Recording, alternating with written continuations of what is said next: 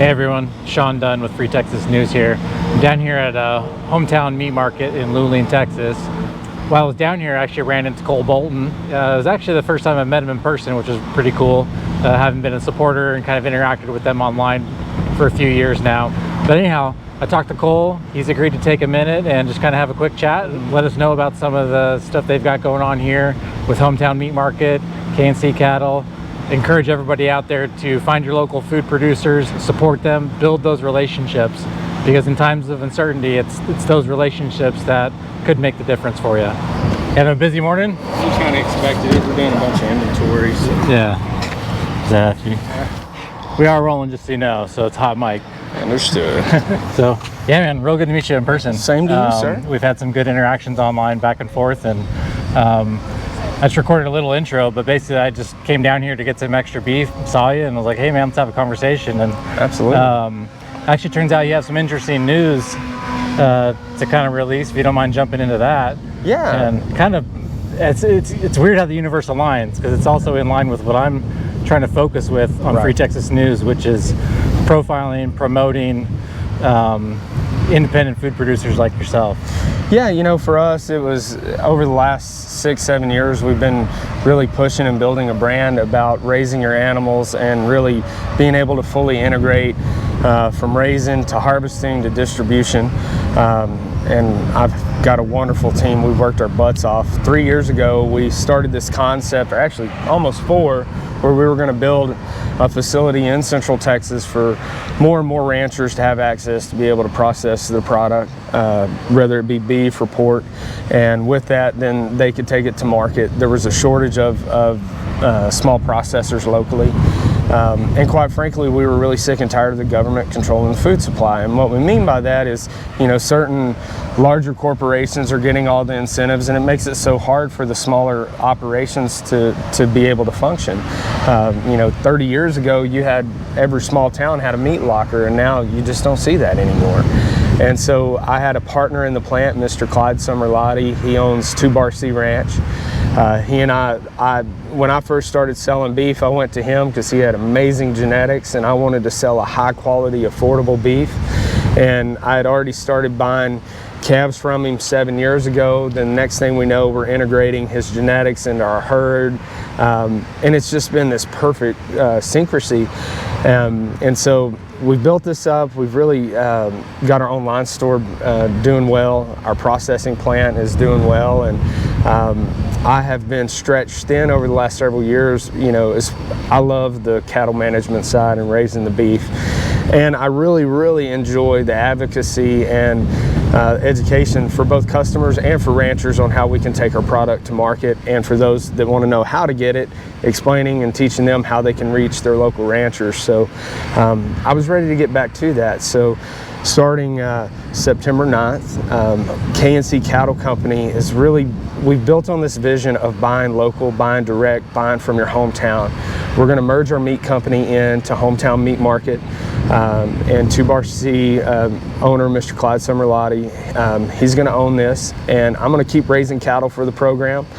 He and I are continuing to do other things with our partnership, but effectively I'm going to step away from the meat distribution side of things and really kind of come back in and focus my efforts on raising cattle and trying to help educate more and more folks about the importance of eating beef.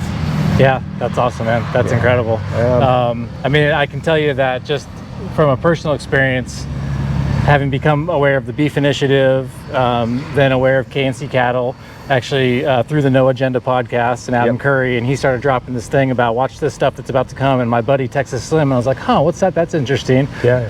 And then you guys came up, and then of course the whole correlation with Bitcoin, which I'm a big fan of Bitcoin, you know, decentralization in general, right? Absolutely. So what you've created here is a meat node, in essentially, right? More or completely less. Decentralized meat node. Now, the difference here is this is highly permissioned. Sure. And you guys, I'm sure, had to jump a lot of hoops to be able to create this facility. And maybe you can tell people a little bit about how facilities like this that are existing might be under attack. And then also what those same regulations might prevent something like this from being able to be built in an economical way? Is that something you can touch on real quick? I mean, that's a deep subject. No, it is. Just people may not be aware of it. I can put it at high level. Basically, one, we chose a really tough time to build one right in the middle of COVID. Yep. So cost in the industry and with equipment alone had gone up almost 35 to 40%. The barrier to entry is so high. I mean, roughly now, if you want to build a processing facility with equipment, ours is a little more state of the art than most. We did spend the money because we wanted to be more efficient and be able to track that animal all the way through the process with transparency.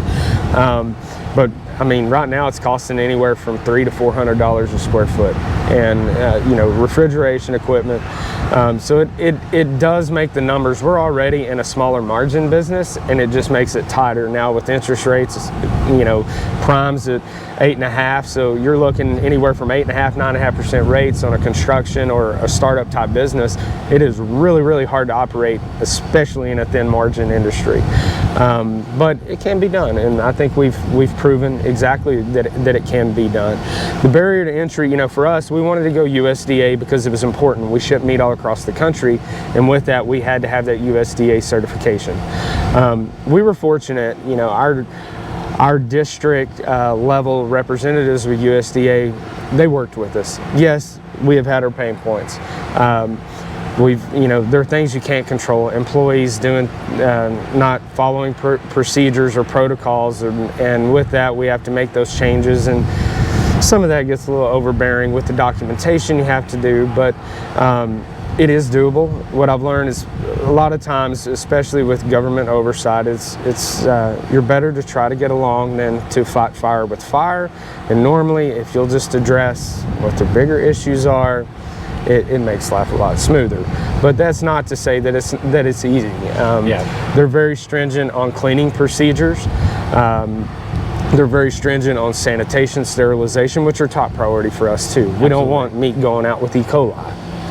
It's pure market incentive at the end of the day, really. Exactly. But some of the not overbearing rules. I basically dang near have to have a full-time cleaning staff all day, every day. And when you're a smaller company, it's really hard just to pay that position. We pay folks to come in and sterilize and clean, but I have to have my whole staff clean all day long. Kind of the same thing with written procedures. You damn near have to have a person on staff full-time to handle your guidelines, your SSOPs, your HACCPs, and that's a non-income generating position for us. And as a small company, it's really, really hard because big companies, they're going to pay that position a lot of money. These corporate conglomerates in a small operation like us, you can't really afford that. There's less to distribute that cost across in your operation. So your per instance of internal enforcement becomes overbearing. So like for us, our office manager, she is our HACCP certified person on the plant. So she has to wear multiple hats, and we all do here. But I asked the question about the difficulties of this, not to discourage anybody, but I think what you've shown is that taking those challenges head on, like you said, don't be an antagonist to the regulators in your local area. They probably want to help you, but they want to make sure that you are operating within the regulations that they have an obligation to uphold, which in the long run is going to ensure your long run sustainability, right? It is, and we've been fortunate. We have had great representation from USDA. I've also had some inspectors on site that didn't know a damn thing about what we do, and they are really hard to deal with. They're not sensible in their thought process, but overall, our plant's been blessed. We haven't had that. But I can tell you, as a business owner, had we not already had established our online program and had a strong online sales to where it guaranteed harvesting in our facility, there's no way we could have made it at this point. If I were just wanting to do a startup meat processing plant right now, I don't want to discourage anyone, but it would be really hard to keep the doors open. Right now we're seeing record prices in the cattle industry. We're seeing more folks selling, or ranchers selling their calf crop because they can get more money doing it than trying to harvest and sell to a consumer. So when you say that, they're selling their calf crop to like a major producer. They're going to the feedlot instead of incurring the cost of raising that cattle until it's ready they're to either harvest. going that route, or they're just going to the local auction and taking them because they're still bringing amazing prices. Okay. And you know, it really has made it tougher in our industry too, because quite frankly, your input cost on that calf is so much higher. I use the commercial analogy more often because it helps people really grasp that concept. But in the commercial side of the meat industry, a fat steer costs anywhere from $2,600 to $3,000. You bring them to a small processor like us, it's probably somewhere around $1,000 to $1,200. So you're already $4,100, $4,200 in that animal. And if I want to market that, I need to, in order to make money, I would have to be $2,500, $3,000 for a half, and that's not feasible. No. And so, you know, with me, I was always willing to sacrifice earnings for the longer term play and to acquire more customers. And then owning a plant helped bring some of those costs down. So we've been able to really grow. And that's a great thing, you know, as we're merging, there's not a difference for us. For all those that have been buying K&C for the last 6-7 years, it's the same cattle, the same butchers, the same process. We're not changing anything. I'm going to take a different direction to try to help keep expanding the understanding and importance of buying direct from ranchers. Yeah, that's awesome. And so you guys are all USDA. Yep. Something I've become more aware of recently, and I think that Slim is working on, and I've heard other people like Brianna talk about on X spaces that I've been on, is the idea of a herd share. Can you explain what a herd share is, how that operates within the context of staying in compliance and all that? Absolutely. So there's a couple different ways people organize herd shares. You know, with our company, we've always been able to take a steer down to the micro level, and if a person just wanted to buy 1/8 of a carcass, they could. A new route that we're going is with herd shares is where people can actually invest in that animal at conception, basically. Several ranchers are going to jump in on this protocol, but where that rancher helps raise that animal until harvest, but the customer then gets to be a part of the process. They get to come out, they get to see and have full transparency from conception of that calf all the way to harvest, and get the learning experience that goes behind just eating awesome beef. They can really learn the entire process, and they get to invest their money in something they can consume at the end, along with the education piece. And I know the Beef Initiative and Brianna, we've been having some close conversations on exactly how we're going to launch that, but we're going to be pretty excited in announcing that in the coming months. Yeah, I've been excited to see it hinted at, and excited to see what comes of it for sure. So, yes, sir. Man, Cole, I really appreciate you taking this time. It's my pleasure. If you guys aren't following K&C Cattle, if you aren't following Hometown Meats, if you're not following the Beef Initiative, Texas Slim, Brianna Sogdal, start tapping into those channels here on X or wherever else you're finding this, and then use that as your jumping off point to find out more about what's available in your local area. Go to beefinitiative.com. They got a full map of local producers that have volunteered to put themselves on that list there and abide by the guidelines of the Beef Initiative. Yep.